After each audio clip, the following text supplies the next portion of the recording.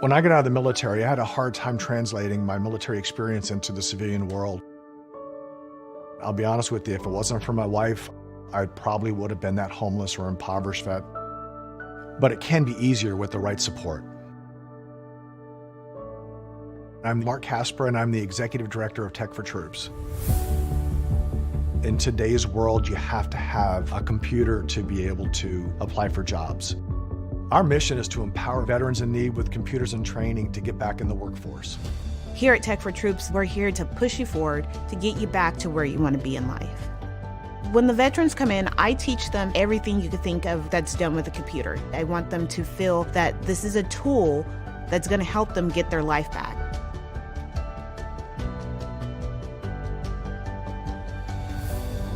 I went into a kind of a deep depression. Eventually, I lost my job and I was out on the street. The computer was able to connect me to the web, and I was able to start putting resumes out. And you have to have these small building blocks to get from point A to point B. I'm not worried about employment anymore. The need is great, and we want to be able to support our veterans across the nation.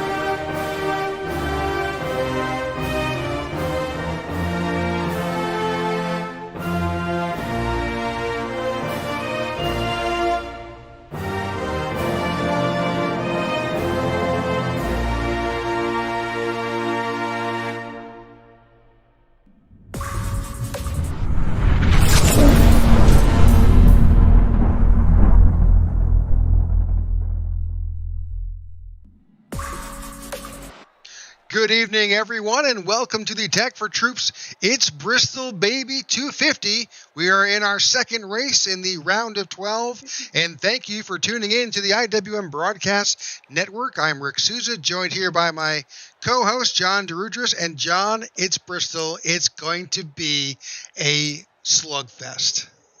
That's a good choice of words there, Rick. It's going to be wild here tonight with just so many entries.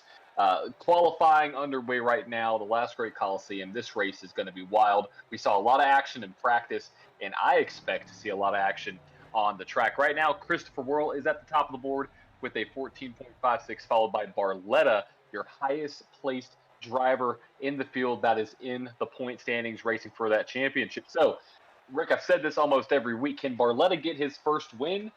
Maybe. We'll see, but you have to survive Bristol.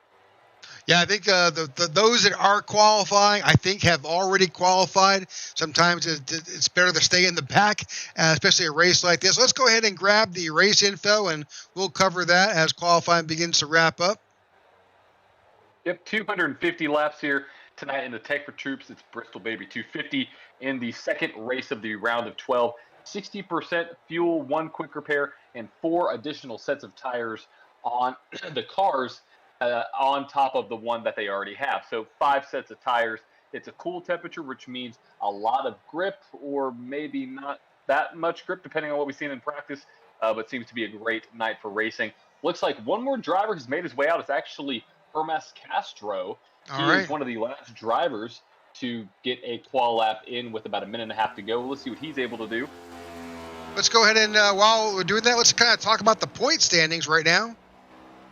Absolutely. So Mr. Castro, he is at the top of the board getting that win, which was a huge win for him last week, followed by Joey Doucette, the regular season point leader. Everybody else is really all battling for that top spot. The top 8 separated only by 30 points. So you can't have a bad race. You have to make sure that you are on point. Now, for those drivers out in the back, Mike Slattery, Marco Berube, Andrew Serwick, Shootman, they're all in a tight battle for that number 8 spot. So we'll see. Can Castro get it done? He just set up the second fastest time in qual, so maybe he'll get another win. It could be somebody else. It could be from the back of the pack. Anybody can win here. But one car that I do know that is having a strong run, Whirl. He's not in the point standings. He's not in the run for the championship, but he's always at the front here when we race. All right, so let's talk about your keys to the race tonight, John. Yes. There really is only one true key. You obviously survive. But first key, you have to be patient. You can't win on the first lap. You can't win on the second lap, the 50th lap, 135th. Doesn't matter. You have to be patient. That's number one. Number two, stay out of trouble. A lot of times it's hard to pass here at Bristol, especially in these cars, and it's hard to keep control, as we just saw the 91 tag the wall. So staying out of trouble is going to be key. And then third, tires. You have to save tires. It's going to be a long race. We probably are going to see some caution, so we may not use all of the sets of tires, but no matter what happens, if you save tires, you'll be fast at the end. All right, so the competitors are beginning to grid up. We're getting on pit lane. While we do that, let's go ahead and bring up the grid for tonight. In the Tech4Troops, it's Bristol Baby 250. Alrighty, starting on the pole, Christopher Whirl. He's been there before in the number 8 machine. In second, your current point leader with 1 win in the point standings is Hermes Castro. In third, Harley Barletta looking for that first win out of AJM. Same thing with Luke Bullard. Look at him qualifying in fourth, looking to make a good run. Ian Ogden in fifth, Pittman in sixth. Alonzo King Jr. starting in 7th place with William Mann Jr. to his outside. Joey Doucette, the regular season point series champion, or the regular season point champion, on 9th, and John Ledger, his teammate, in 10th. In 11th, you've got the 37 of Sean Shootman, and on his outside, Ty Bosick in the 22. In 13th, Joey Thompson in the 31, and on his outside, Marco Berube in the 99. Inside, Andrew Serwick in the 43, and to his outside, David Watts in the 54. Pete Woodrum in that familiar one is in 17th, and you've got Brad Previtt to the outside in the 91.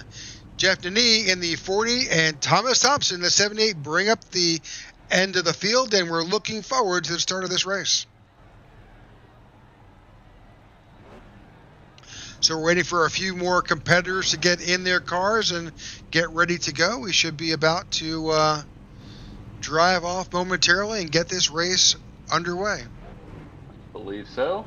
I believe the keys of the race are still live on the broadcast as well. From my vantage point, there we go. Yep, we've taken that down. Sorry about that. It was confusing. And just in case, I'll bring up the starting grid just to let folks can see that again without the keys of the race in front of them. Absolutely. A lot of strong contenders in tonight's event. Wildman says, I hope you have enough caution lap trivia questions.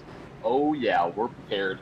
We are prepared for tonight's event. So let's see what we're able to do here. Cars are on the track. Rick, it's going to be wild. It certainly is. It's so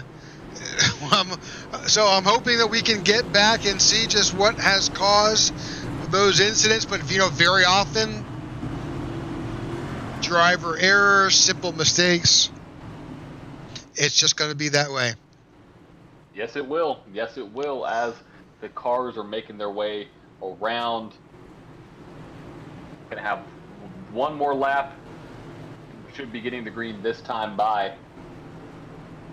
So there's an added wrinkle here tonight, John, with the way that iRacing works, with the number of incidents and what happens on the track. So there may be some penalties thrown after a certain amount of incidents that these drivers will have to deal with. It really is about protecting your car and staying out of trouble, or you may wind up in the penalty box. We're going to try to give you live coverage of what those standings are. So if you see your favorite driver make their way down pit road, all of a sudden you don't know why, well, we'll tell you if it's a penalty because of incidents or not. But either way, pace car makes its way down to the track. The 8 car is the leader. We're about to get tonight's race underway. We have green flag racing at Bristol.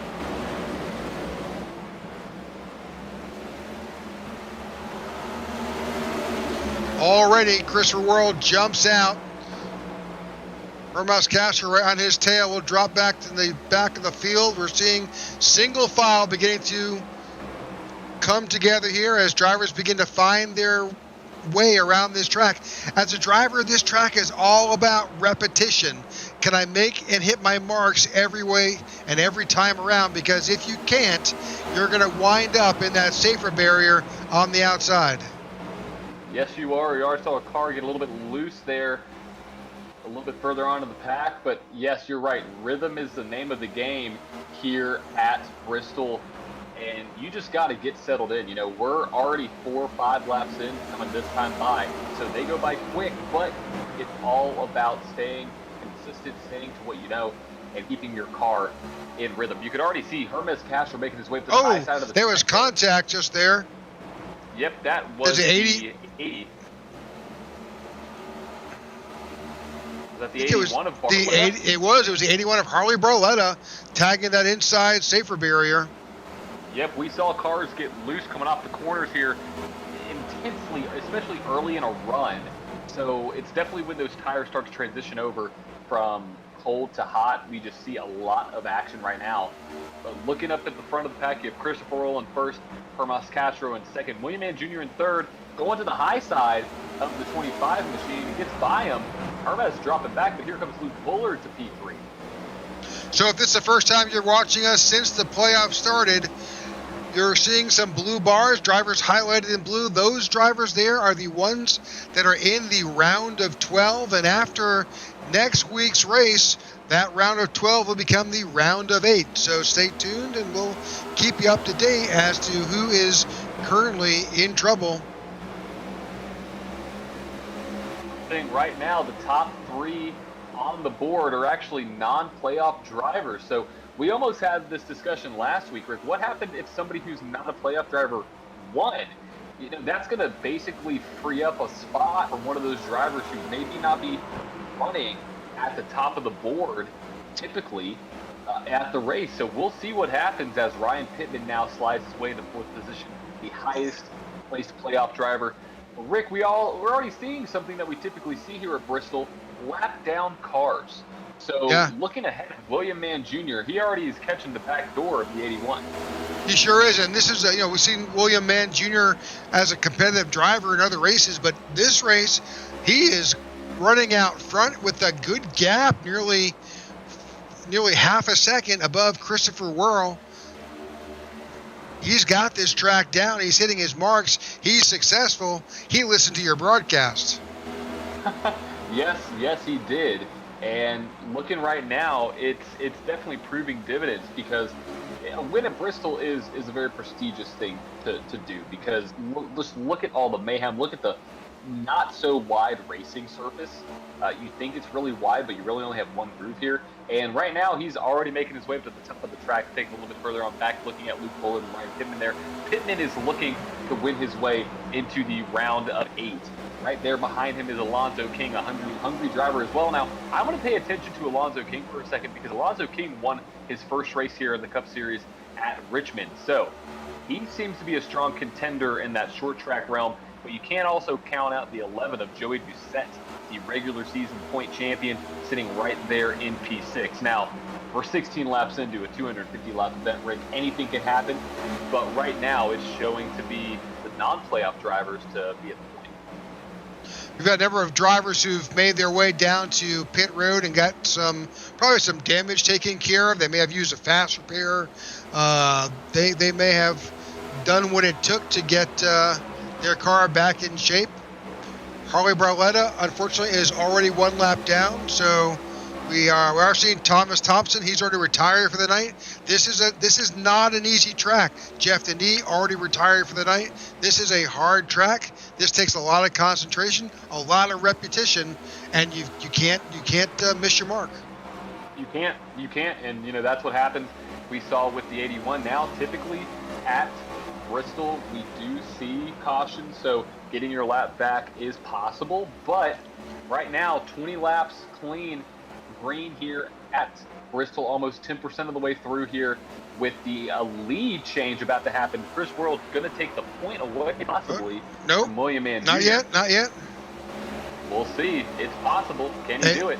It's going to be hard to pass on the bottom when that higher lane is going to have the run off the corner.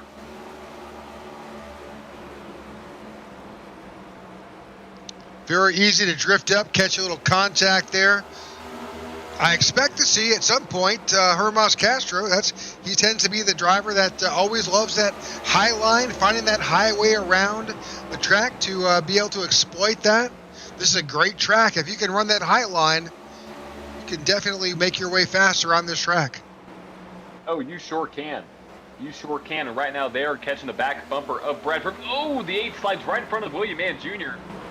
Tight move as Luke Bullard is now making his way up to P3, bringing the 08 of Pittman and the 80 of Alonzo King with him. That's the danger you play here at Bristol, Rick, is when do you pass? You know, do you pass going out of the corner? You try to set it up a couple corners before. Do you set it up on the straightaway? It's hard to do because of the quick notion and quick motion of how many decisions you have to make in such a short period of time. We've switched over to one of our drone cams tonight to try and give you a better perspective of this track. You're seeing that lead pack, and you're seeing that battle happening. They are too wide as they're making their way around. We'll see what happens. They get all single file now, but it seems that the 29 has kind of started to fall off a little bit. So was he pushing this car a little bit too hard as Luke Bullard now goes to the bottom side, trying to get his way up into P2, making a statement here with Alonzo King now going to the back bumper. Alonzo King's going to go 3 wide into turn 3. Very, very dangerous move. He made it work. He made it work. And he made the pass. What a move by Alonzo King. Up to P3. I gotta give it to William Mann Jr. He took the opportunity, fresh tires, moved his way up to the front, and stayed there for a while. Got some points for the leading some laps, and you know it's okay to back off at this point. You're 30 laps in on these tires. You're going to see some major fall off. They were qualifying around, or best times around the 14:97 mark. We're already at the last lap around 15 and a half. So we're seeing nearly a full half a second fall off on these tires. Yeah, and that's something I mentioned in pre-race with you, Rick, is the fact that these tires aren't going to fall off too fast and in large amounts. It's going to be a gradual progression. But here, a half second is a lot. A half second around a track like this where you're running 15-second lap times could be equivalent to a second fall off at a 1.5 miles where you're running 30-second lap times. So when you take that into consideration, it's actually quite a bit of fall off. So you have to pay attention to that. You have to run your race clean. And what I'm seeing now is that William Mann Jr. has fallen all the way back to almost, let's see, where is he on the board? He has fallen way far back to fifth. Back to fifth. So he is just, I don't know if he's trying to conserve, not a bad idea. I don't know if his tire's just falling off, but it is slowly making his way back through the field. Non-playoff driver, got to remember that, but still making his way through the field. Now look at P5, Sean Shootman. Sean Shootman is one of those drivers that's on the cutoff. What a strong run for him early on right now in P5, right behind Doucette and King, two of the front runners here in this series. So we'll see what Sean Shootman's able to do. Maybe bring home that number 37 in and to the lead pack. There is the 54, I believe, of David Watts. David's having a good showing, yep. That's the 11 of Joey Doucette. Joey is currently showing in 4th.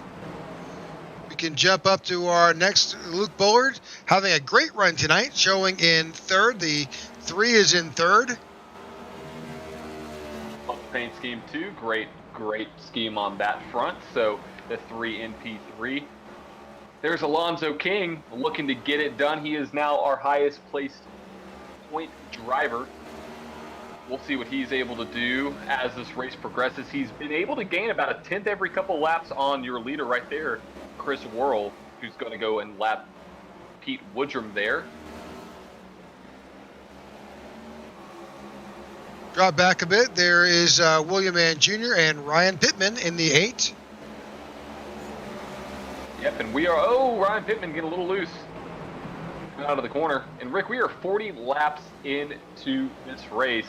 So if this trend keeps holding true, which it could, possibly, I'm not going to say too much, green flag stops could be a factor here. Now, that is a whole other story that we really haven't seen much here at Bristol, green flag stops. So you have to know where your stall is. Now, with a field of the size that we do, it looks like we're going to have pit road on the front and the back stretch. Is that correct? Oh, contact. 43 of Andrew Serwick tagged the left rear of the 29. So yeah, we've got the knowing where your pit stall is important. The other thing is these cars can go around approximately over 100 laps on this tank of fuel, but you know at this point it's figuring out where your tires are and making that adjustment accordingly. You may not be pitting because of fuel. You may be pitting for tires. Yeah, 100% you may. And right now, this is a battle that you need to pay attention to. William Mann Jr., Andrew Serwick right there, as well as the 22 of Ty Bostic. Those are all drivers that are trying to battle for points, except for the 29 machine. So here comes the 22 in that throwback Tide scheme. Getting crowded up there by William Mann Jr. See if Bostic's able to make his way to the top 10. Looks like he's able to do so. Oh, he spun. He spun. Yep, that's going to bring out our first caution. 22 gets spun by the 29. Out of turn 4. Our first caution of the night on lap 47, brought out by the 29 and the 22. Here is our replay.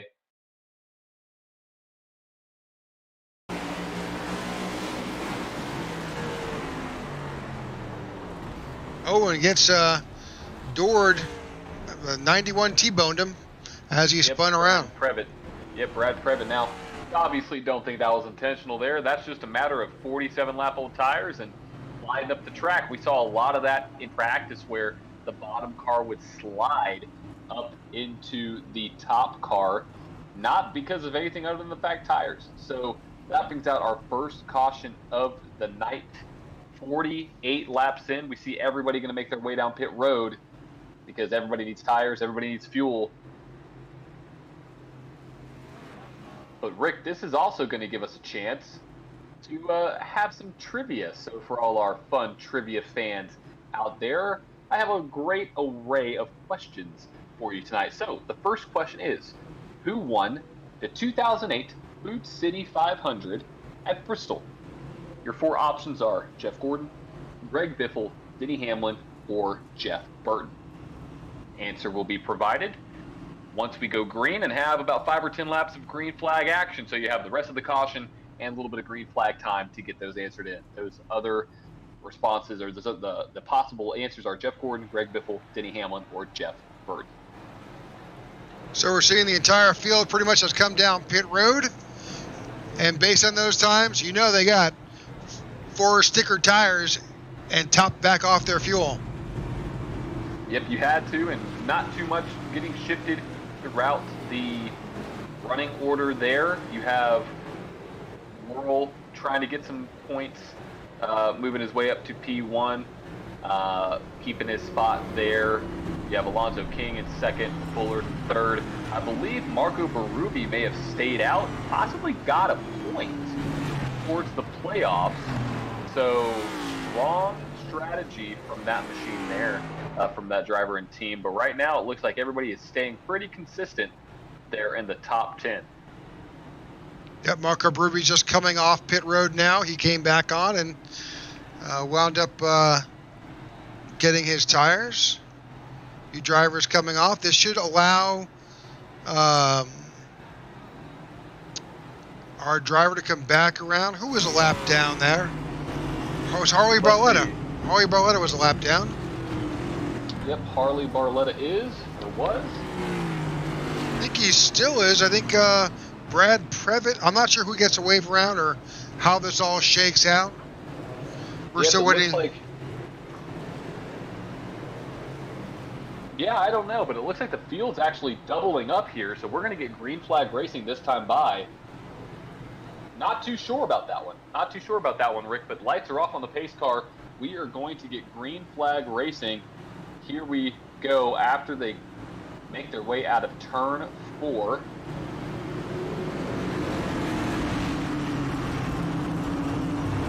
Pace car drops off. 25% of this event done, and we have green flag racing again. Bottom line does not fire off very well at all, which allows Joey Doucette to go into P3. Don't look too far back. There comes Luke Bullard. Maybe you do have to look a little bit further back. First 2 are checked out. We're trying to keep an eye on what's happening back as these drivers are changing positions, moving up and moving down, trying to find the line that works best for them. That's the 08 of Ryan Pittman, making his way around Hermas Castro in that 25. That's a new nice Tech4Troops paint scheme we have there that Hermas Castro is running tonight. Yes, we do. Great looking scheme. And as we were talking, we have a lead change. Alonzo King to the point here in the Tech4Troops. It's Bristol Baby 250. Easy pass around the number 8 machine on the high side. And here comes Joey Doucette to the back door of the 8 as well. Here's the pass for the lead. You see the 80 go to the high line. What that's going to do is that's going to provide him a little bit of a run. Maybe tags well a little bit, but able to get a great run into the corner, hold that speed, and take off. And just checking out from the field already close to over a half-second lead on second place, which is under fire right now. You have 4 or 5 cars behind the 8 machine and looking to get around. You see a battle right now for 5th between, I believe that is Shootman and Bullard, as well as Castro going to the high side. You got Whirl, the 11 of Joey Doucette, Luke Bullard, Castro, Shootman. They're all stacked up there. Yes, they are. Let's see what drivers are going to do going into turn 1. Trying to make passes any way they can. Here comes the 37 to the high side of the 25. Let's see if he's able to do anything. Here he comes. Looks like Chris Whirl has just dropped down, letting the 11 take over that high line. Yep, that's how he was passed for the lead. It looks like Chris, I don't want to say he's letting guys by, but it seems to be a little bit too easy for drivers to pass that 8 car right now. Maybe he is, letting the field, go ahead, saying, hey, burn up your tires. I'll stay here. Just wait. Definitely seems to be a little bit off the pace, but I believe that is intentional. 37 tags the wall as we have a gaggle of cars right now going into turn 1 behind the 8, 37, and 3. 37, the 3, the 08, the 25. They're all, and that's Mr. William Mann Jr. on the outside of Hermas Castro there in that 29. He's looking to find his way around. Great run. Gets past the 08 of Ryan Pittman. If 3 shuts the door on him, William Mann Jr. was like, not this time. I'm going around the high side. It looks like we may have another pass for the lead, Rick. Joey Doucette now to the point here in the Tech4Troop Cup Series. William Mann Jr. goes to the inside of Christopher Whirl. They may be 3 wide from the corner. 37 tags the wall. 3's down low. Oh, Rick, here we go. A lot of cars, a lot of action going on.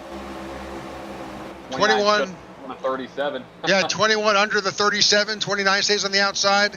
He's trying to work the 8 right now of Chris Whirl. He takes the outside line. He sees that work. Chris has let other cars go by. Is he going to battle for that or let it pass? He lets him go by, and the 29 now moves up into a solid 3.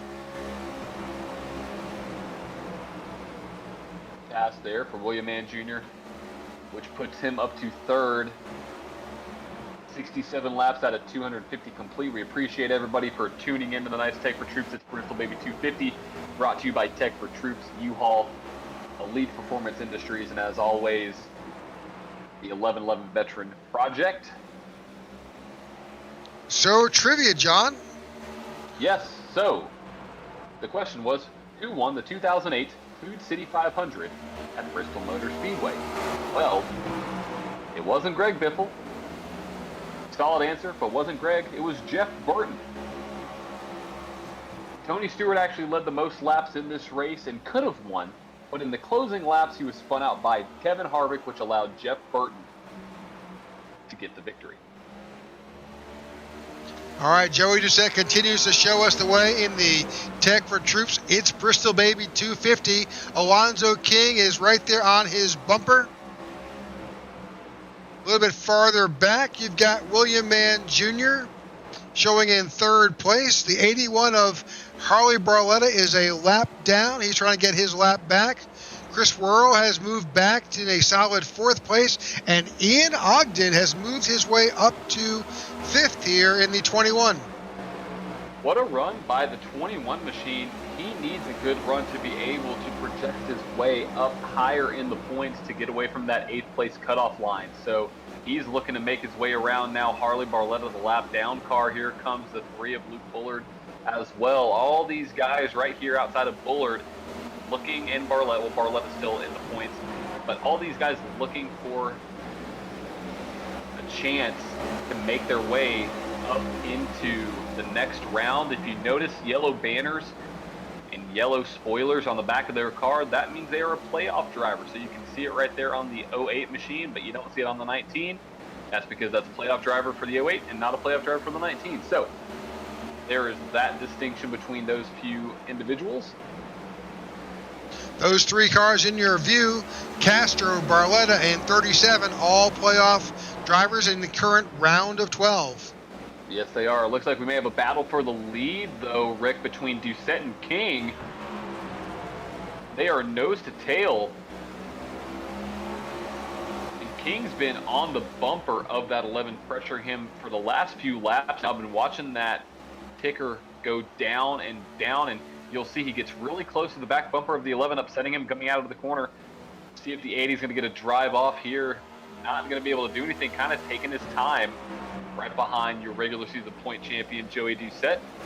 So the previous lap, we saw Alonzo King doing a 15:21 to the 15:41 of Joey Doucette. But here's that pass right here. Alonzo King trying to work his way around Joey Doucette.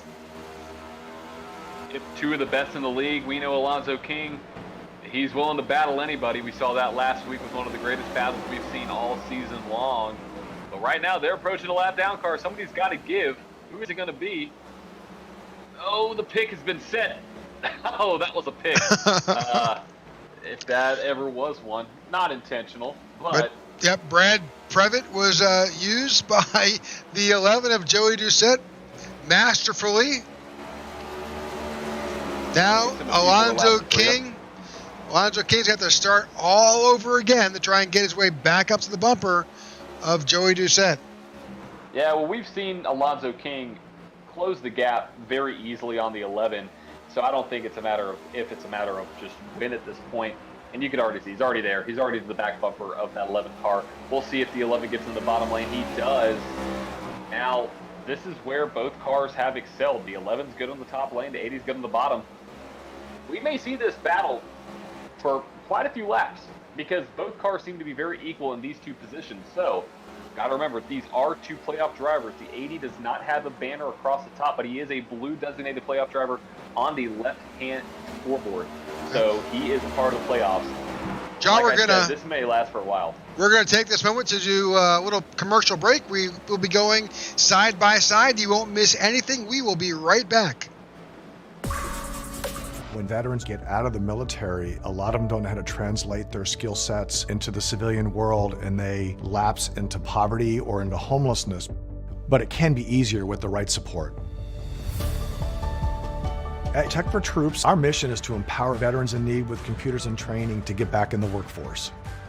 We want to be able to support our veterans across the nation.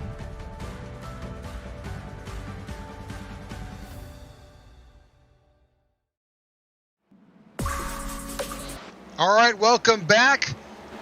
A little bit of action. Alonzo King has taken over that front spot, but without some damage. There was some contact with the outside safer barrier. The 8 has also made his way up and around the 11 of Joey Doucette. Yeah, right now we're seeing this field check out. Top 3 are over 4 seconds ahead of 4th place Luke Bullard and the rest of the field. And here comes Christopher. Oh. Whoa. Wow, that was close. I don't know if the 80 got a little loose or got out of the throttle or something, but the 80 seems to be struggling bad as he tags the wall almost again. And here comes the 8 back to the lead. Christopher Worrell to the point in that number 8 Cyber Power. Oh, little buff there, Rick. Well, we are at lap 90 plus here. They pitted last on lap 48, so that is 41, 42, 43 laps ago. Tire wear will be a factor here.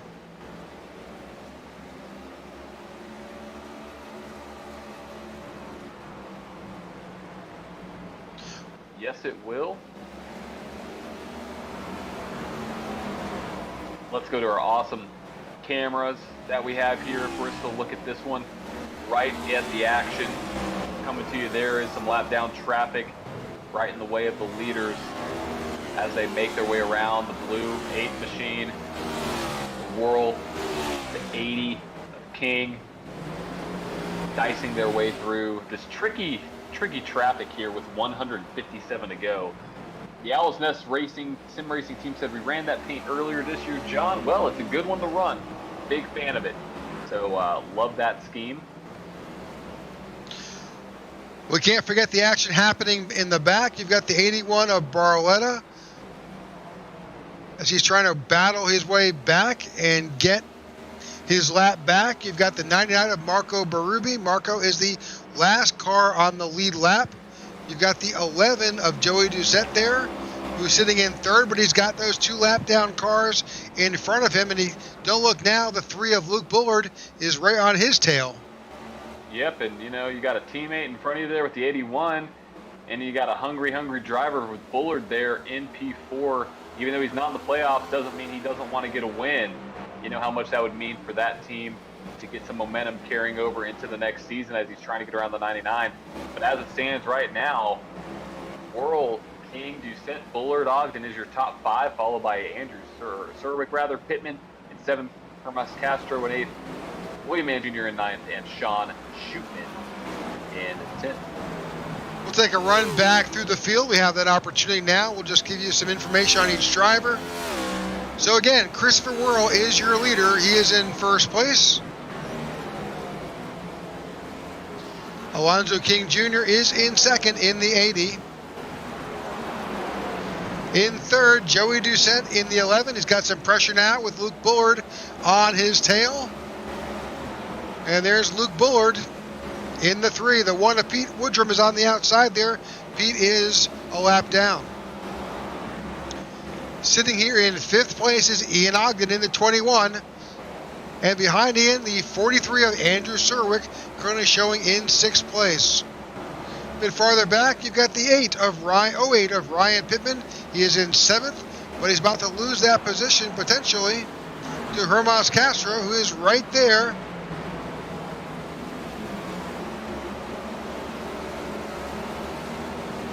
William Mann Jr. is in 9th. He's fallen a bit back. We saw William up at the front and challenging and leading some laps. He's now fallen back a bit. And he's back there with the 37 of Sean Shootman. John Ledger about to go a lap down.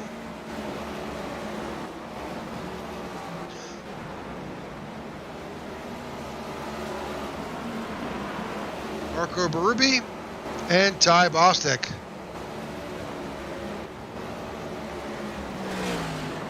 Try to pick up some of these drivers, maybe a lap down. That's Pete Woodrum.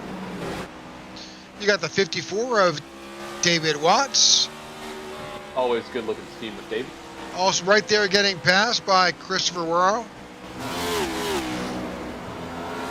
Harley Barletta, we've talked about Harley tonight. He had a little unfortunate incident at the beginning. Brad Previtt in the 91 in that RVing paint scheme.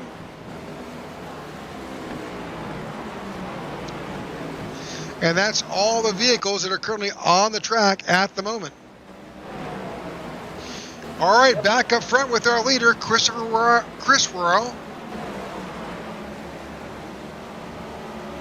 He has about a 2-second lead over Alonzo King, which has about a 3.5-second lead over Luke Bullard. Luke Bullard has made his way up to P3. So what a run by that team. Now look ahead. There is the 37 of Sean Shootman. You're like, wait a second, Sean's in 10th. How could he be about to get passed by the leader? Well, it's a short track, and lap down cars are abundant here. He has some damage to the front end of that car. Looks like it's sparking a little bit too, Rick. Yeah, it looks like there may be something hanging on the undercarriage. Yeah, maybe some right front. We got the car slow on the inside. Don't know who that was. Believe that was the one of Pete Woodrum, though. Is he trying to make his way around, possibly get into the pits? Can't tell. Yes, I've got Pete Woodrum and Harley Barletta on pit road. Not a bad strategy by Barletta. Well, think about it though. It's a lap 111. That means on these tires they put 60 laps. Yep, 64 laps to be exact on this set. So it's a lot. They are definitely pushing these tires. Let's look at some lap times right now. Chris Worrell ran a 16.1 his last time around. Just ran a 16 flat. That is over a second, close to a second and a half off of what qualifying times were. So, you know, this is going to play a major role into how this race goes. You never know with Barletta getting down pit road. Yeah, he's going to be a few laps down, but will the net gain be in his favor once he gets back on the track if this race stays green? Possibly. Possibly, yes, he is 6 laps down, but you go down at least 3 or 4 laps just being on pit road. So we'll see what happens. But right now, 8 cars on the lead lap. The 8 is trying to figure out a way to get around the 91. His next car in sight that is in that top 10 is the 08 of Ryan Pittman, 13.5 seconds lap, or 13.5 down from the leader. All right, we are coming up on halfway already here at Bristol. Lap 116 is in the books.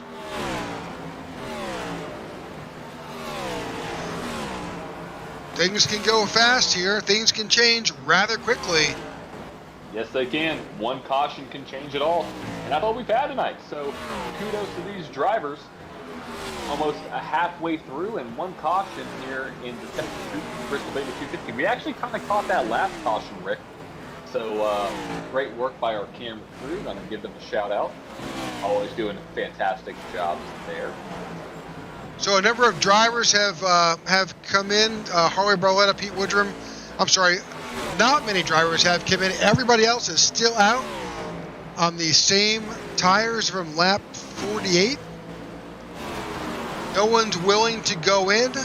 Unfortunately, there's a lot of cars at least 1 lap down. I think William Mann Jr. is the lead car, so if there is a caution, he will get his lap back. Yes, he will. And I'm going to do some quick calculations here, trying to figure out what the fuel run will be. Oh, we got a little bit of a bump there from the 19 into the 54. I think that was almost like a reverse pick at that point. I think the yeah. 8 was trying to get by, and the 19 was trying to stay out of his way.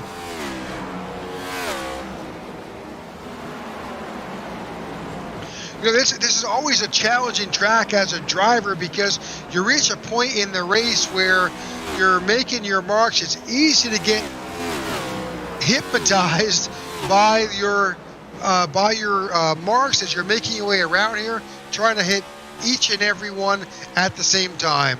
When you're letting off on the gas, getting back, getting onto the brakes, getting back off the binders. Oh, I got David Watts, second caution, David Watts, and Andrew Surwick involved. Yep, there it is. There's the caution that we were talking about. We will see everybody on pit road for certain. Let's go and see what we can see here.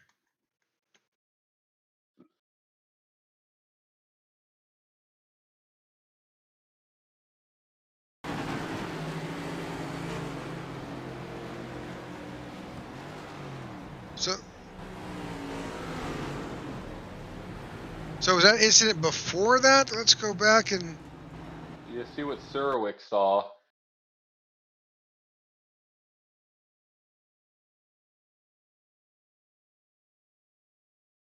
Oh, Serwick tags the wall. Comes Oh, right Hermas 25. Castro. Hermas Castro also involved. That's a big incident there for both of those drivers, both playoff contenders. I believe the 43 will something possibly happened. go a lap down. Something happened with 3 as well. No? No, maybe not, but it looks like everybody's missing pit road. Did you just see Yeah. that, or is that just me? No, they're missing it, so they've had to go around. Now, of course, a number of these guys were a lap down, so that means they don't come in right away, so they're waiting to get through for the second round of stops. Exactly. We'll see, but it looks like we should have yellow flag stops, caution stops right now. Yep, here we go. Making the way down on lap 126. So our second caution. They ran 78 laps on that last set. Times are falling off by over a second and a half, so tires do matter here. Tires matter at Bristol halfway through. And the intensity is only going to pick up because Alonzo King has only really been the main driver that's able to keep up with Worrell. I mean, nobody else has really been able to put that name out there, so we'll see what's able to happen now once they make their way off the pit road. John, hang on 1 second. We're going to take a commercial break. We'll be right back. When veterans get out of the military, a lot of them don't know how to translate their skill sets into the civilian world, and they lapse into poverty or into homelessness. But it can be easier with the right support. At Tech4Troops, our mission is to empower veterans in need with computers to get back in the workforce. We want to support our veterans across the nation.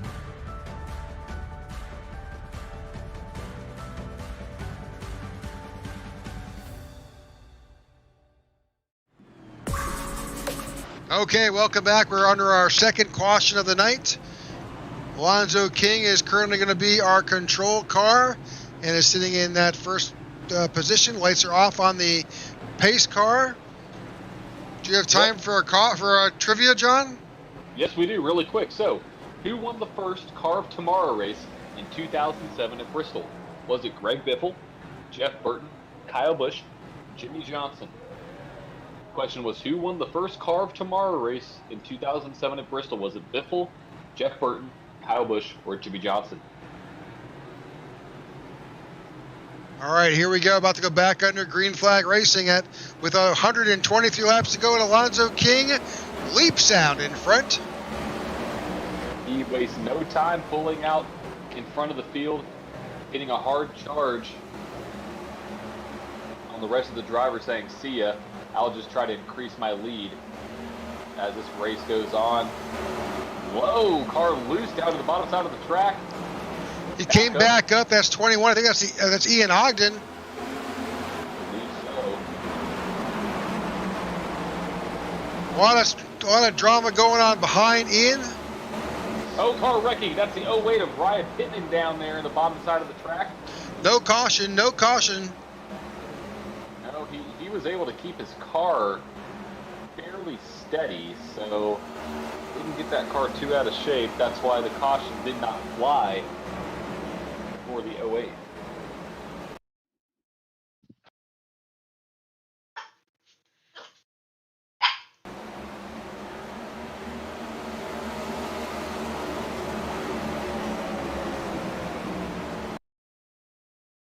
Here we go. We have some more action going on.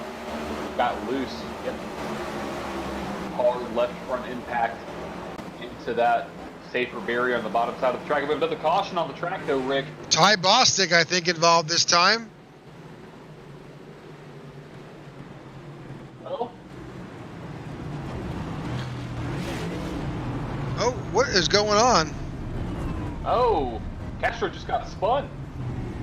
Yeah, but did he spin? There's a lot of...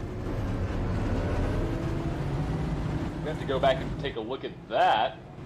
Don't know if that was what that was really caused by.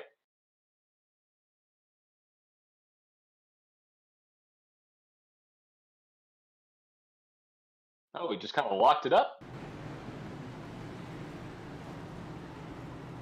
Something may have technically gone wrong for Castro at that point. Well, good thing you didn't hit the wall or anything, because he was Permission. running all the way up there. So why don't you, we may want to have to answer that, that trivia before we ask another one. Yeah, so who won the first Car of Tomorrow race at Bristol? It's Kyle Busch. He won it in the number 5 CarQuest Impala, and that was his last race under Hendrick Motorsports before moving over to Joe Gibbs in the iconic number 18 in 2008. So, you said Kyle Busch, you were correct. Looks like we had Paul say Kyle Busch, and he railed on that car. Yes, he did. Yes, he did. He was good, but he railed on it for sure. So, now, question number 3, since we're under another caution here. Who won the Sharpie 500 in 2007 to give their first Car of Tomorrow win? So, who won the other Bristol race in 07 to give Ford their first Car of Tomorrow win? Your choices are as follows: Carl Edwards, Greg Biffle, David Reagan, or Matt Kenseth.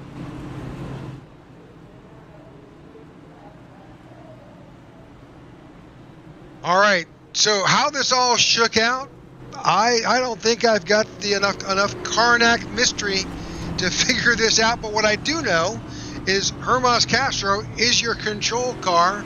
Alonzo King is to the outside. Ryan Pittman and Sean Shipman are on pit road. John Ledger, Ty Bosick also came down pit road. Yeah, I don't know how that happened, but it happened. Castro is your leader. Not really sure how, because I don't believe he was at the point, was he? It was Worrell who was out front. There was a major shakeup. I've got red all over our telemetry board here. Not really sure how this plays out, but right now the pylon and iRacing is feeding us back info that Hermas Castro is currently the control car. And that being said, the lights are off on the pace car. Well, Hermas Castro is your leader. There comes the 91 up pit road. You saw him right there. But Hermas Castro is your leader, followed by Alonzo King, Chris Worrell, Luke Bullard, Ian Ogden.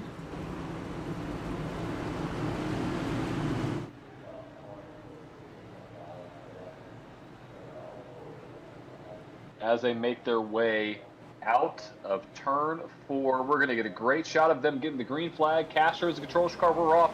Green flag racing again at Bristol.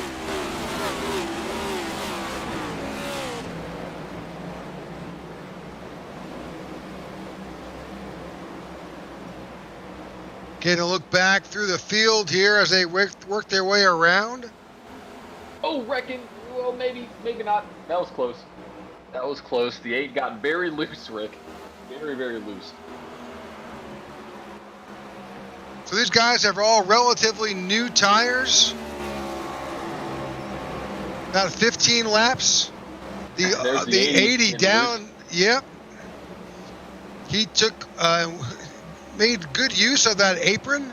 You've got the 11 up under Alonzo King. That's the 11 of Joey Doucette. The 29 is back. That is William Mann Jr., currently showing in 7th.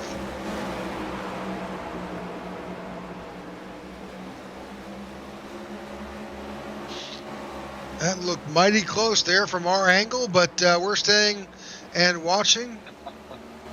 Yep, the 80 is dropping back. There's the 81 trying to get some laps back. 6 laps down currently. We'll go back to Hermas Castro up front. And he has got nearly, well over half a second on Christopher Worrell. Yes, he does. He is wrapping the bottom side of the track. He is not taking that low line much lower. I mean, he is all the way close to the apron. You got to be careful, but he's able to do it. You know, he can run the high line very well too. So we'll see what Hermas Castro is able to do there in first. Well, John, who won that Sharpie 500 back in 2007? Well, we have two answers. Not actually two answers. We have two answers that somebody commented here on the YouTube stream. We have Edwards and Kenseth. So, if you know who does backflips after every time he wins, then you would be correct, Paul.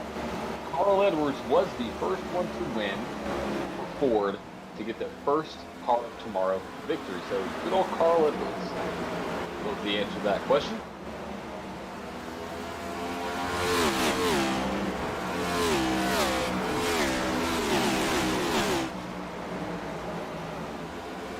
Looking on board, there's Ian Ogden right now in fourth, doing a great job keeping his way up front. He needs a strong run to move his way up through the playoffs, to move on to the round of 8. Speaking of going on board, why don't we ride around with Luke Bullard? Let's do it.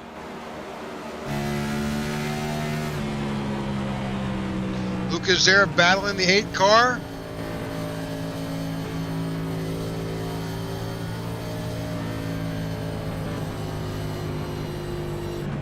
Oh, caution. Caution's out. Caution right in front of him. Right in front of him. Don't know who that was. It looks like that was the Alonzo King and Barletta. The 80. Oh. Have to go back and take a look at that. All right, let's see what we can see here. Let's get a better shot.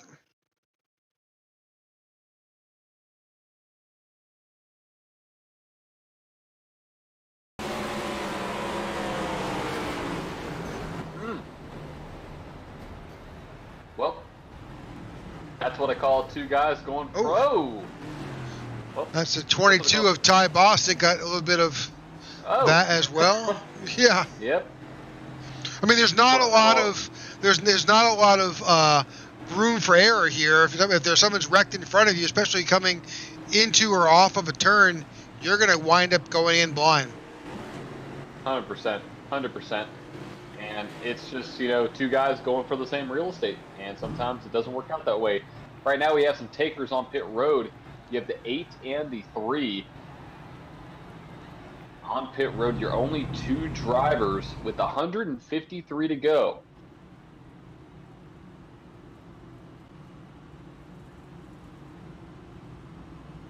Also, we have our 4th caution, which means I'm going to be a little bit more up front and quicker with our caution question here for number 4. So, who won the 2006 Food City 500 in Bristol? Was it Kurt Busch, Matt Kenseth, Greg Biffle, or Jeff Gordon? Who won the 2006 Food City 500?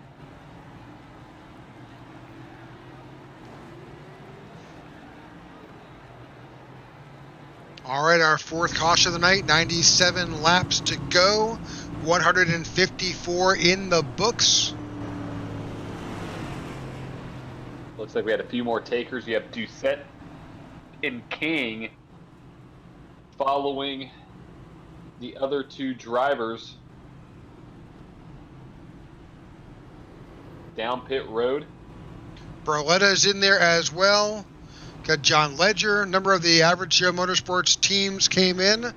Alonzo King back in, maybe getting a little bit of damage repaired. Not sure if that, what happened will affect him. We'll have to play that by ear. We will. As it stands right now, we do have 10 cars on the lead lap, with Alonzo King being the last car on the lead lap. Harley Barletta 7 laps down. Not the run he was looking for. Same thing with Bostic and Berube, both 2 and 3 laps down respectively there as this race progresses. So, Rick, it's going to be kind of crazy seeing what happens now. The field's all shaken up. You have Castro out there on point. But don't look too far back. Ogden is having one of the best runs of the season.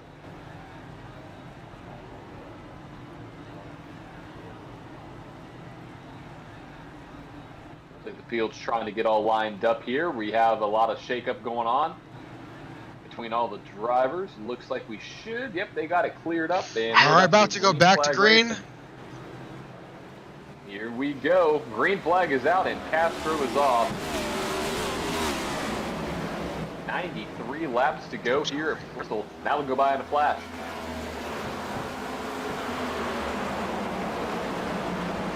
Well, cautions breed caution. So we got, as expected, those last two incidents happened, but hopefully we can stay green for the rest. Already 54 was in the wall. He's about to get another lap down. They better watch out. It's going to be tight coming out of the corner. Oh, he was able to keep it clean. Oh, man, it's very close for that 54 machine. The 21 and the 8 are battling side by side. Coming out of turn 2. Oh.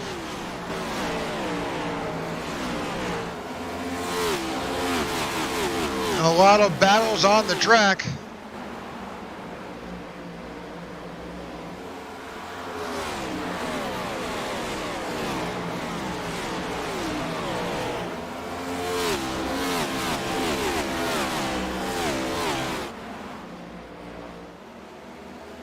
Ramos Castro is kind of checked out a bit. He's got another almost over a half second ahead of Chris Worrell.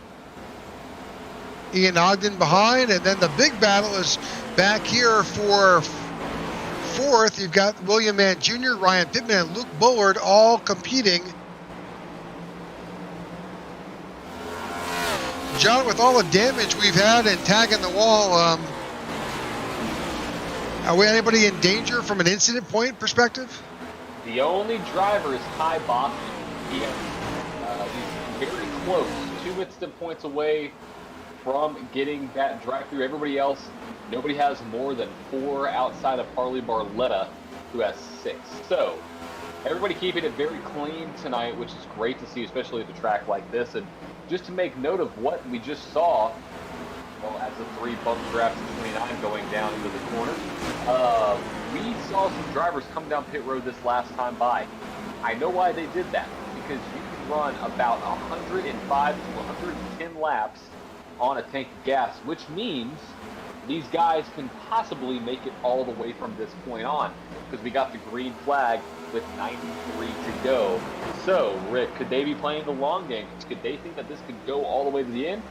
Possibly. We've seen a couple long green flag runs, but only time will tell. Everybody else is banking on another caution to come out, which at this point, it's possible. It's possible. It's possible. It's very possible. As we see right now, though, Bullard on the outside of the 29, moving his way up into P4. Now trying to get around the 21 of Ian Ogden for P3. That is for position. Luke Bullard. Oh, close. Luke Bullard, very close there with the 21. Sorry, Rick, didn't mean to cut you, but that was very close racing between those two guys. Yep, kind of backed off a little bit. Again, you may have a faster line, but you've got to deal with the guy in front of you who may be, unavoidably in your face. Now, he's got a teammate. That's the 11 behind the 21 right there, trying to slide up underneath. That 11 is Joey Doucette. That's also for position. Yes, it is. The 11 and the 21 battling for playoff points here tonight, battling for that championship.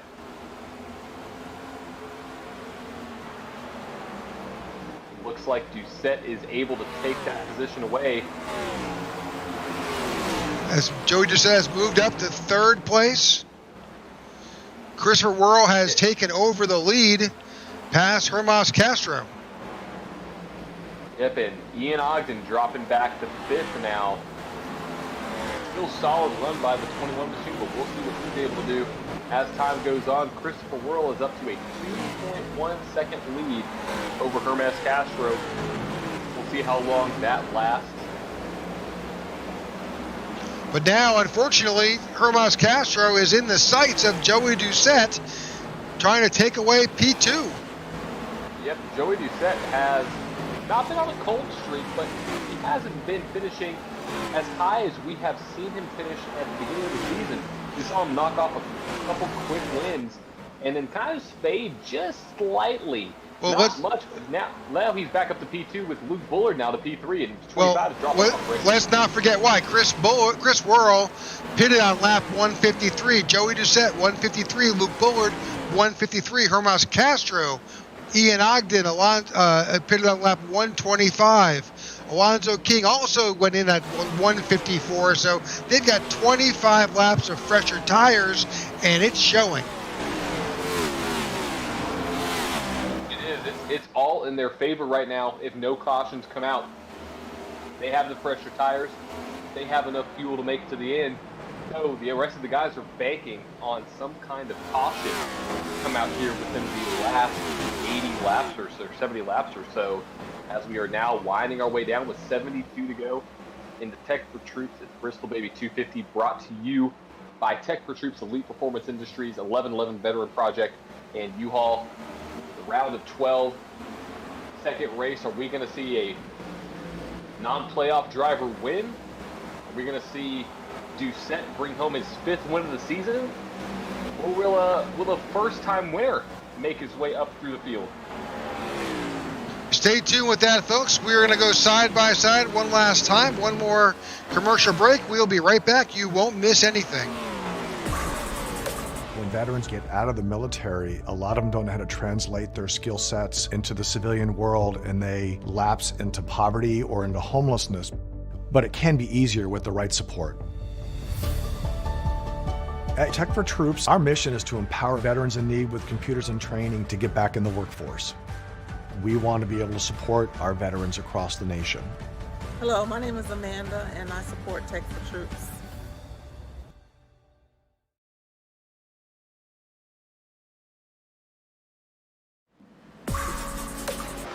All right, welcome back to the Tech4Troops. It's Bristol Baby 250, round of 12. We've got 67 laps here to go.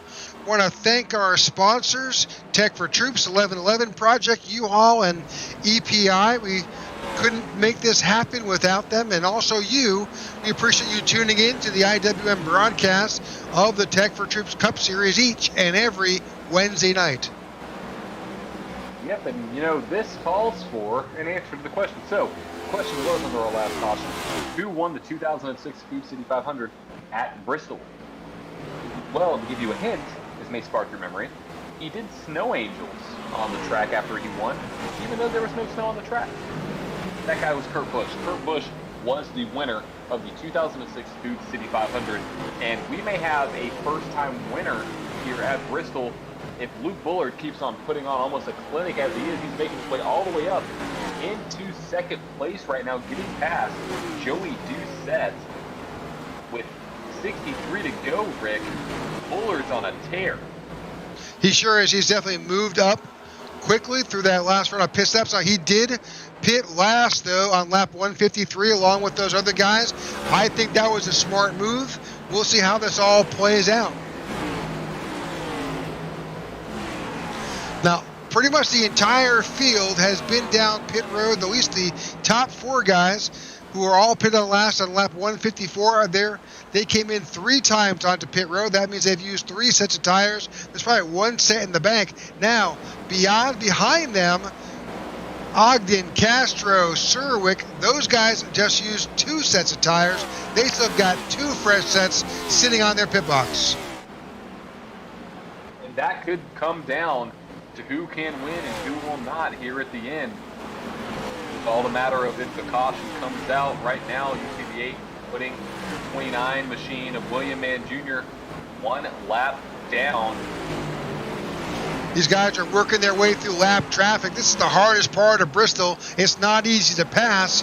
It's especially hard when you've got drivers who are a little bit slower than you are, maybe not in the same line you are, and you got to work your way around. It's not easy.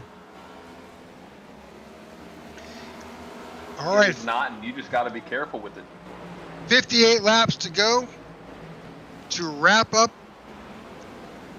the Tech4Troops. It's Bristol Baby 250. We thank you for joining us. We appreciate you coming out. If you are a repeat watcher, to come out each and every week on Wednesday nights. Also, if you are looking at some more racing to watch here on iRacing and here on the IWM Broadcast Network. This Sunday, we've got 500 miles at Daytona. That is going to be as part of our Super Speedway Kings. It's the Jimmy Crowe Sr. Daytona 500. That starts here. Qualifying is at 3:30 Eastern, and racing will be at 3:35 Eastern Standard Time. That's going to be a fun event. Tune into that. Long race, but fun race. We did the Talladega race for them, and it was a spectacular event to cover. So make sure to tune in. That also make sure to tune in Tuesdays as well.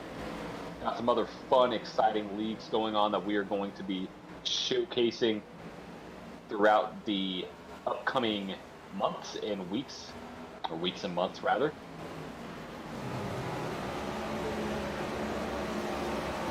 Right now, as it stands, Worrell is your leader. Only about 0.8 of a second over Luke Bullard, trying to get his first win of the season. Luke is with a 4-time winner to set right behind him with King, Ogden, Castro, Serwick, Shubin, Pittman. All the cars on the lead lap. And I'm looking at some of those names back there, Rick. Pittman, 15 seconds. Shubin, 15 seconds. Serwick, 15 seconds. All these guys essential to the playoffs, and they could be getting a lap down here very, very soon. Yeah, so you're watching that tower, and you're probably shocked as we are by those differential gap times. Bullard 8/10, Doucette 5.41 seconds, King 9.11, Ogden 12.75. It only takes 15 seconds to make it around this track, and you're seeing these guys falling farther and farther back behind Chris Worrell. You are, and Chris Worrell's having a hard time getting around all these guys. There's Ryan Pittman there. 37 in the wall. Yep, keeps it going though. That's Sean Shootman running that very high line. It does work. Sean Shootman last pitted on lap 136. That's nearly 67 laps ago. His tires are shot. They are. And it's going to be close for those drivers trying to make it to the end. So we'll see if those guys that did not come down on this last caution can make it, or they're going to have to pit again. We don't know. I mean, it was definitely a risk to come down pit road, but it obviously is paying dividends. For those drivers that did come down pit road. Yeah, that was the 8 making it around the 91 of Privet. That was tight. Yes, it was. And folks, we have 45 to go here at Bristol. It's been a fun race, a clean race, a green flag full race. Glad to see that. As that number 8 Cyber Power Camaro all the way out front. Let's see if we can go along board the number 8 machine, see what he's seeing out of the front of his car, leading the pack here at Bristol.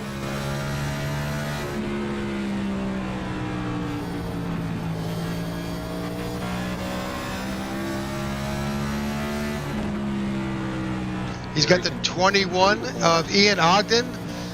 Ian Ogden's the last car on the lead lap. He's trying to work his way around him. Ian's not going to give up that high line. And there goes Chris right around the 21 machine. Put that at 5 cars. Well, Ian Ogden last pitted last 125. He has got 85 laps on those tires. Yeah, he's going to have to come down pit road eventually. And, you know, what I'm seeing out of Chris's car is he is running a very consistent line here. He is not really changing much in his line, not much variation, as he is looking to get around the 29 machine. That's William Mann Jr. And right in front of him, Hermaz Castro. It was just a few laps ago we were talking, hey, Hermaz is out front. See what he's able to do. Now he's in danger of becoming 1 lap down. And look at the board, Rick. Bullard is now 3.5, almost 4 seconds back from Bullard, or from Worrell rather. So this is a short track. This is a short track clinic here that Chris Worrell is putting on. Oh, a little loose there. You saw him fighting that wheel a bit. Yep, could we see a full field lap? Could we see a complete clinic? I guess it's NASCAR's equivalent of a shutout, I guess you could say, where none of the drivers that you're racing are actually on the same lap as you. I don't know. Is that even a thing? If it's not, I just winged it. But we'll see what's able to happen as that lead is now growing to almost 4.5, now going up to possibly 5 seconds. As this race dwindles down, 36 to go. 36 laps to go.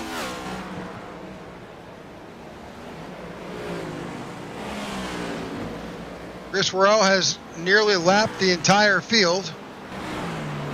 It's 5 cars currently on the lead lap, and Hermas Castro is the last one in front. He's working his way around the 25. He'll next set his sights on the 80 of Alonzo King. That was close. Again, that was the 91 of Brad Previtt there. Found himself in the wrong place at the wrong time. That's the 54 of David Watt right behind as well. The 25 goes up high. He can't have much control. Those tires are forever old. We've seen the 91 be a pick many times here tonight. Same thing with the 54. So definitely seems like it's just what you battle here at Bristol. It happens. So right now, 4 cars on the lead lap. The next victim is going to be Alonzo King.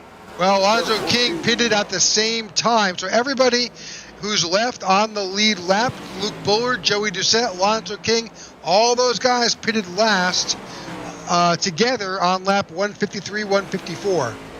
They did, but look at Hermas Castro. He is not giving up this position very easily. He wants to get back on that lead lap. He is the last car on the lead lap. If a caution does come out, he will be the lucky dog and make his way back up. But there are only 29 laps to go. Yep, with 29 to go, you know, it's not much anybody can really do at this point. You know, Castro is sitting in a comfortable 5th. I don't know about fuel, John. For some reason, I was thinking it was only about 100, 110 laps in a fuel stop, but yeah, not sure. It is. It's about 100 to 110 by my calculations. So that's 235. Yep, we will have to see some guys come down pit road, I believe.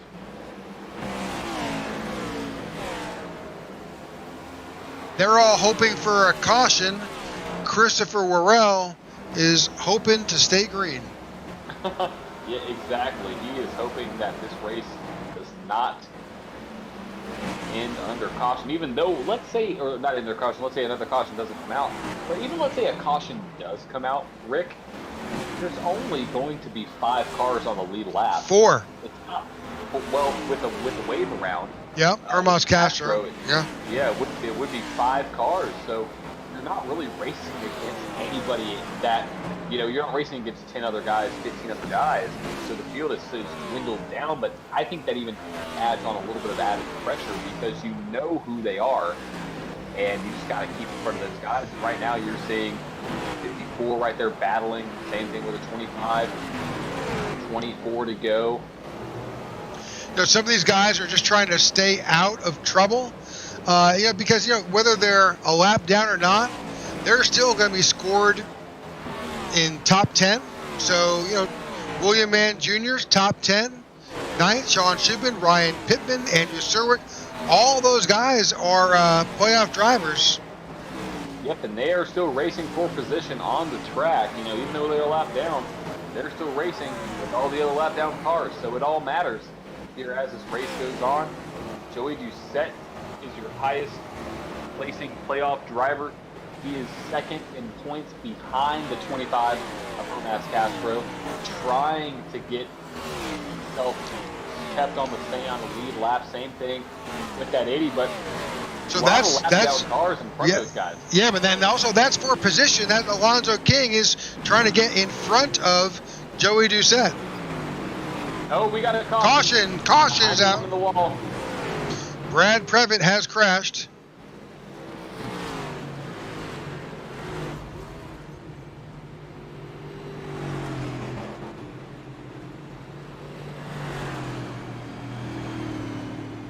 Well, this will shake things up, won't it? It'll change everything. This will change everything. Now, let's see what happened here. 91 a little loose right there. Still loose. We just snap back. Still loose. Is he going to tag the wall? Able to keep it off the wall? Little kiss. Little kiss on the wall. Maybe a little bit more. Brings out the caution as you see the lights flash right there.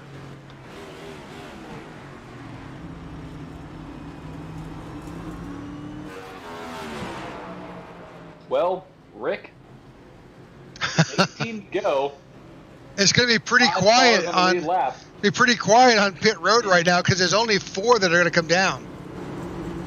That is true. Now, let's see. Could this shake up the field? Could those guys that didn't come down pit road?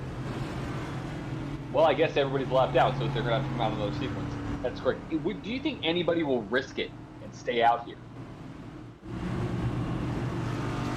I don't think so. With 125 laps on their tires, I don't understand why they would. I would agree. I would agree with that. All right, this is your 5th caution of the night. Yes, it is. 5th caution, which means another question. You know Why don't we go to the number 6 question there, John?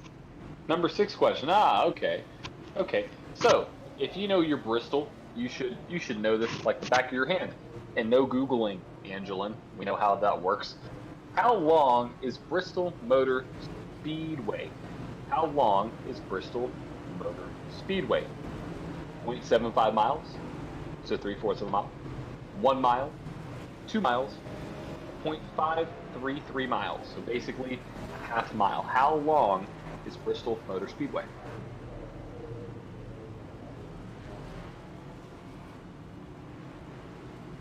I may have mentioned it a little bit earlier in the chat, or in the broadcast, talking about fuel strategy and how many laps they can go. One thing I do know is we got 16 laps to go. By the time we go back to green, it's going to be just a handful of laps. It will, and what this is going to do is Bullard has been one of the fastest cars on the short run. Will Bullard make a move to try to put himself in a position to win? Or will a repeat winner win here? Kings won a race in the series this season. Same thing with Doucette, same thing with Castro. So, anything could happen. It's going to be wild. 15 to go. Lights are off on the pace car. We're going to get back to green flag racing momentarily.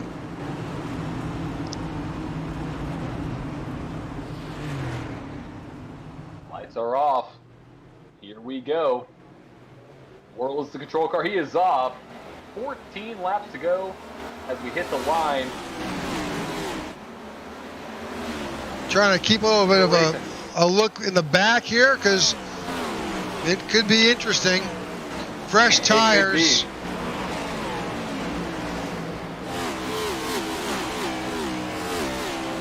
Oh, Alonzo King. That was Alonzo King. 6. That's Brad Previtt, I think, has now crashed. Also, just really quick to answer that last question, because we're under the caution. The answer is 0.533 miles. So, a half mile. Wild man, it wasn't 0.75. Close, but is a half a mile.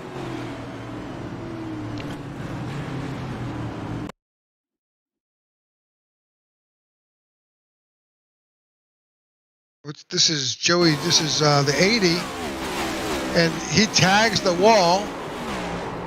But at the same time, let's go to the 91 of Brad Previtt. He is involved as well with the 43.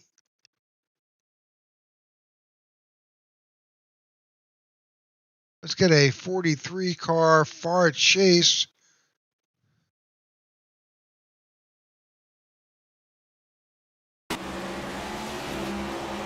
Oh. Just lost it. Yep, we've seen that before tonight. Nothing that the 43 can do.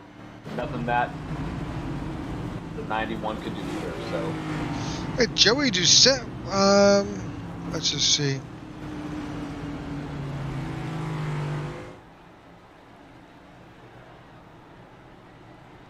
Well, with a short track like this, sometimes, you know, we get iRacing says that there's been an incident, and we go to that incident. It's basically just the car coming across the apron or the entry of pit road. But so far, we've got 10 laps to go. Is it possible we'll go to a green-white checker here at Bristol? Everything's possible. anything's possible at Bristol, just like it's possible that Ryan Pittman can now win the race. He is back on the lead lap in 6th position. And what that's going to do, that's just going to add another car to the mix, another car that Whirl and Bullard and Doucette have to fight off. And we're under caution again, Rick, which means I am going to bring up question number 9. I think this is a pretty fun one. Who won the inaugural race at Bristol Motor Speedway? Was it Bobby Johns, Jack Smith, Johnny Allen, or Joe Weatherly? You've got to really, race.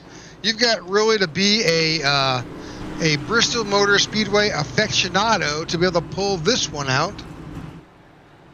Or you have 2 opposable thumbs and you can search up on Google. You have that option as well. So either one is, well, one of them is a little bit more honorable than the other, but either way. It's always fun to learn about our different venues as we take these caution breaks. And so here we are, 6th caution of the night, 9 laps to go. Lights are about to drop off that pace car, and we are going to be back under green flag with 7 to go at the stripe.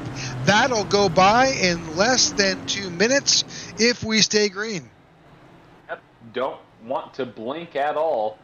I know I'm not going to be blinking here. Luke Bullard is on the outside. Can he do anything? Can he pull this off? Huge opportunity for Luke. Win. He is.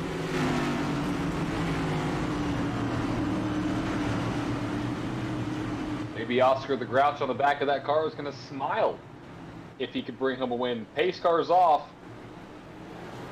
Oh! 8 launches. Oh, it's 3 just did not get a good start. In fact, he got a little bit of a kiss in the back by the 80 2 or 3 times to say, hey, man, you got to go. That is right, and we are now 7 laps to go, 6 laps to go.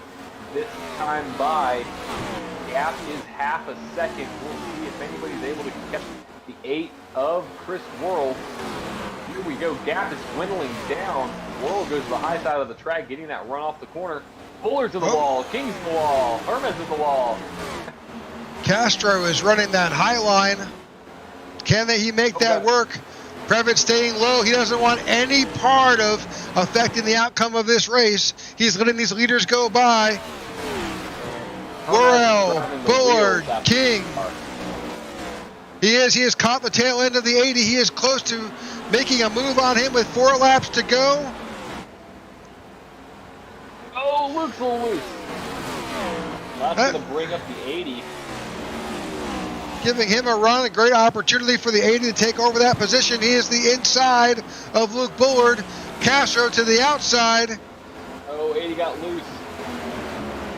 3 saves his position. Castro stays high. 80 stays low. Oh, 25 had a back out of it. 80 was going to shut the door and did shut the door, but this is going to bring an opportunity for the 11 of Joey Doucette as the white flag flies. 2 more corners to go here at Bristol. Chris Whirl leads the pack. Oh. Luke Bullard. Oh, he's sideways at the start-finish. They are wrecking across the line. That was Whirl. That was wild. Oh, and we're still wrecking. I was like, there is no way. There is no way that Whirl's going to lose this one. But we have to go back and take a look at that replay, Rick, at the end of that one, because that was close. It looked like the 80 was giving it all he had. The 8 was giving it all he had.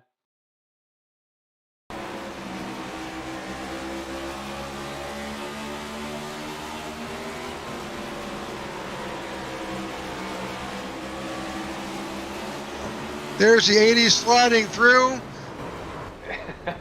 We can bring that back. Let's look at it again. This time we'll pick it up from Alonzo King.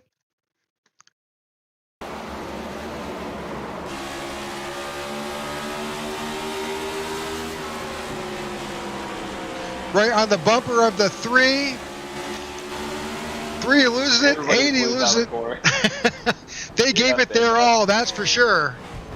Yes, they did. Yes, they did. Let's go to the start-finish line. You have the 8 of Chris Worrell burning it out here.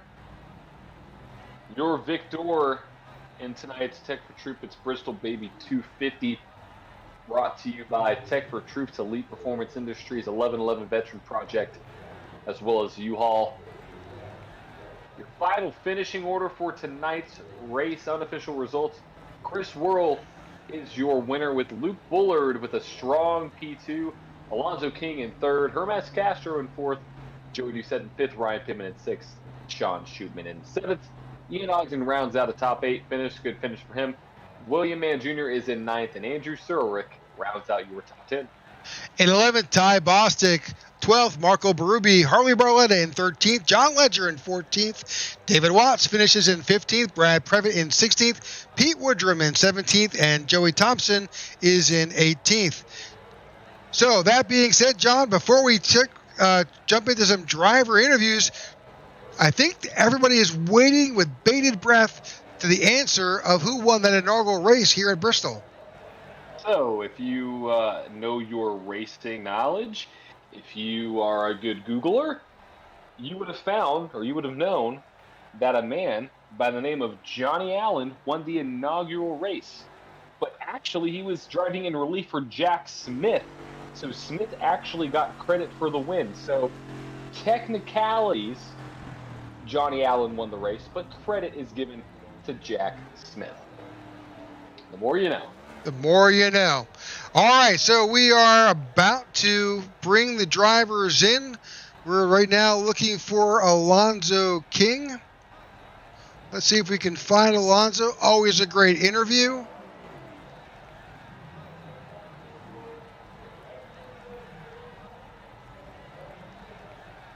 We got Chris still doing burnouts on the front stretch. Hey, I'm always down for some good burnouts. Yep, here we go. Let's move Alonzo. Alonzo, congratulations. What a race. Man, that was a battle, wasn't it? It was. It was clean. It was clean all race long, too. I mean, it's Bristol. You expect to have more cautions than we did. I think everybody expected that, but what a run by you and the whole field. Give us a rundown of what you saw on the track. To be honest with you, I was better with the old tires. Man, I don't know what it was, but the first couple laps, that car was squirrely coming up off the corner. You can see I saved it a couple times going down the straightaway, but it was just all around fun. Just save tires, hopefully get long runs. And I was hoping that last caution wouldn't have came out because I had enough fuel to make it to the end, and I think everybody else had to pit. So I was just, I was trying to save, but yeah, there's about P3 is good. Yeah, there's a 3 or 4 of you guys that pitted last on 154 and had enough to make it around. But you're right, 2/3 of that field did not pit, so they needed it and needed it badly. All right, congratulations on your P3 finish. Any shout outs you'd like to make? I want to give a shout out to My Veterans Passion. Give a shout out to you guys. Awesome broadcast each week. I'll go back and watch it after each race. It's awesome. Shout out to Elliot for putting this on, and shout out to all the chase drivers. Let's do it. Absolutely. So, all right, let's bring in Luke Bullard. Luke, congratulations on your P2 finish. We thought you had enough at the very end. Yeah, I appreciate it. I thought I was going to get a chance there the last couple laps to maybe put a move on them, but Chris run a real good race. I was just glad to be able to keep up. We were rundown of. Yeah, go ahead, John. No, go ahead. Because give us a rundown, Luke, of what you saw on the track. Alonzo said that he was better on the longer runs with old tires, because on the earlier runs with fresh tires, it was loose. What is your feel of the track? How do you think the race is going on for you specifically? Well, I think it had a lot to do with the line you ran. Honestly, I started out early in the race. I had was trying to run the bottom, and it was really loose getting off the corners. So I moved up and just tried to take a big arc and get a good run down the straightaway, and not have to lean on that right rear so much, and it made it a lot easier. What were y'all seeing as far as tire wear when you went in after those stops? After the I think it was a 75 or 80 lap run, somewhere in there, I was running about 78% on the right front, which I was pretty happy with. I was pretty focused on saving tires, and it helped those long runs. I got past early on, but that was kind of part of the plan, and I was able to get back to where I started, so I was happy with it. Sounds great. Any shout outs tonight? No shout outs tonight. Okay. All right. Well, stick around. We're going to bring in Chris Worrell. That's how we do our broadcast these days. All P1 through 3 stays in the booth, and y'all can comment and hang tight. So here's Chris Worrell. Congratulations on your win here at Bristol. Rigs out. How you doing, brother? We're doing great. You're fun to watch. Thanks. It was fun to drive there. I gotta give a shout out to Austin Collins, Dusty Slay, James Lowe. They gave me the best foot and back massage before this race, and it just, I mean, those guys are just the best. I mean, they oiled and rubbed me down. I just felt great before this race. So those guys, you know, those are my best friends right there. They really did their work tonight. Well, I don't think we have to follow up with anything other than that. That's a great wizard job, joking. Chris, you ran a... So that's advice for next week for those other drivers. Exactly. We need to get rolled up. You need a little spot treatment. Shout out to Austin Collins, Dusty Slay, James Lowe. Holler at them. They'll get you right before the race. I promise you. Spot treatments all around for chase drivers. But fantastic run tonight. I mean, you're up there all race long. You know, we've talked with Alonso and Luke as well, talking about what they felt on the track. Alonso said that he was a little bit looser on the front end and wanted to actually have those long runs. How was your car handling throughout the race? Oh, perfect, man. I was really worried at the beginning of the race that people were going to be a little impatient and just, drive really hard. And I was worried about getting run over because I know the quickest way around here is, diamond in that bottom. And it seemed to me that me, Joey, and, Alonso and Hermas had it too, but not Joey, but Luke, excuse me. And Joey did a great job tonight too, but I felt like me and Luke had it down, to a pat. And it was hard to hold Luke off there at the end. But, yeah, just you diamond that bottom, you stay low, save them tires, and, it works out. All right, well, you guys put on a heck of a show. That's our first race. We've got 2 non-chase drivers, P1, P2. Definitely putting some pressure on those chase drivers going in with one last race before we go to our round of 8. Yeah, it's gonna be wild because this is gonna open up one more playoff spot really, because if somebody like a chase driver did win, that would basically lock up one spot. So Hermaz is locked in. See what he's able to do next week. Maybe bring home another one. But we have some other drivers that are looking for possibly their first win on the season. So could it be Shootman? Could it be Barletta? Who knows?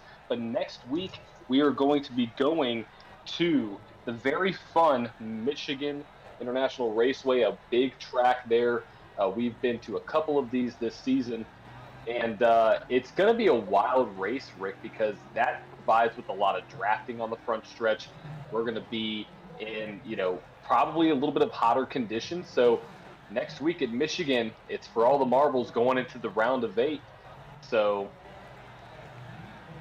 should be a blast. All right, guys, thank you so much. Congratulations on your finish. We thank you for being part of our network, and with the IWM Broadcast Network, we want to thank all of our sponsors, especially Tech4Troops here with the Tech4Troops Cup Series. Tune in next week as we bring the Tech4Troops Series to the high banks of Michigan Motor Speedway, and thank you all for tuning in. all right, have a good night, folks. Good night. Good night.